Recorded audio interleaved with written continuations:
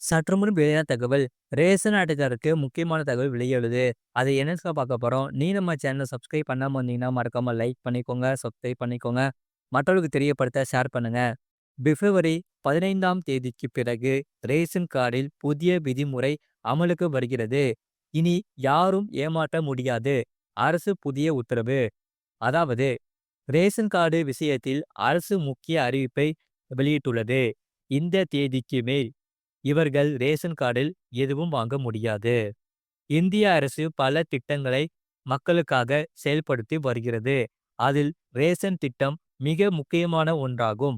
தேசிய உணவு பாதுகாப்பு சட்டத்தின் கீழ் குறைந்த விலையில் மக்களுக்கு ரேஷன் வழங்கப்படுகிறது. இத்திட்டத்தின் மூலம் அரசு மக்களுக்கு நிதி உதவியும் அளித்து வருகிறது. இந்த திட்டம் நாட்டின் அனைத்து மாநிலங்களிலும் செயல்படுகிறது.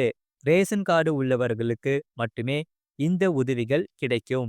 தெலுங்கானா மாநிலத்தில் புதிய ரேஷன் கார்டுகளை வழங்கும் பணியை அரசு தொடங்கியுள்ளது.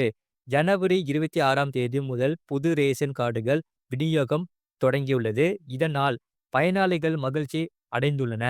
நீண்ட நாட்களாக காத்திருந்தவர்களுக்கு ஒரு வழியாக நிவாரணம் கிடைத்துள்ளது.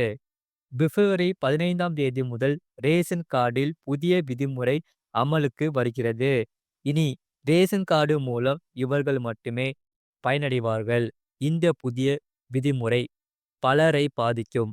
இந்த திட்டத்தின் கீழ் தகுதியானவர்கள் மட்டுமே அரசின் இலவச ரேஷன் வசதியின் பலனை பெறுவார்கள் என்று கூறப்பட்டுள்ளது. ரேஷன் திட்டத்தின் கீழ் தகுதியுடையவர்கள் மட்டுமே அரசின் இலவச ரேஷன் வசதியை பெற முடியும்.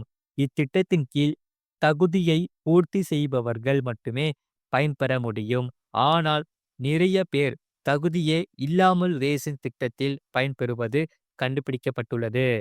ரேஷன் திட்டத்தின் கீழ் ரேஷன் உதவிகள் பெறுவதற்காக நிறைய பேர் போலியான ஆவணங்களை வழங்கி ரேஷன் கார்டு கண்டுபிடிக்கப்பட்டுள்ளது. அதே போல போலியான ரேஷன் கார்டுகளை உருவாக்கி அதை வைத்து ஏமாற்றுவதும் தெரிய வந்துள்ளது. அவர்களுக்கு எதிராக நடவடிக்கை எடுக்கப்பட்டு வருகிறது. தற்போது ரேஷன் கார்டு வைத்திருப்பவர்களுக்கு புதிய வழிகாட்டுதல்களை அரசு வெளியிட்டுள்ளது. இந்த புதிய வழிகாட்டுதல்களின்படி ரேஷன் கார்டுதாரர்களில் சிலர் மட்டுமே பயன்பெற முடியும். இதன்படி பிப்ரவரி 15ஆம் தேதிக்கு பிறகு ரேஷன் பெற முடியாது. ரேஷன் கார்டுதாரர்களுக்கு புதிய வழிகாட்டுதல்களை தெலுங்கானா அரசு கொண்டு வந்துள்ளது.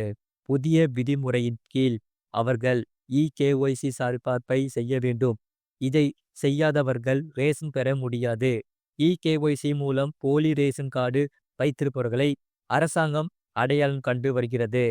அதன் பிறகு அவர்கள் இந்த திட்டத்தில் இருந்து நீக்கப்படுவார்கள். உங்கள் ரேஷன் கார்டில் இகேஒய்சி சரிபார்ப்பு செயல்முறையை முடிக்க நீங்கள் உங்கள் அருகில் உள்ள ரேஷன் கடைக்கு சென்று இந்த செயல்முறையை முடிக்கலாம்.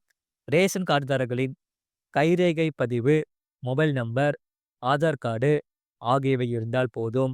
கைரேகை பதிவுதான் இதற்கு மிக முக்கியம். இது போன்ற செய்திகளை உடனுக்குடன் அறிந்து கொள்ள மறக்காம சேனலை சப்ஸ்கிரைப் செய்யுங்கள். மற்றவர்களுக்கு தெரியப்படுத்த ஷேர் செய்யுங்கள்.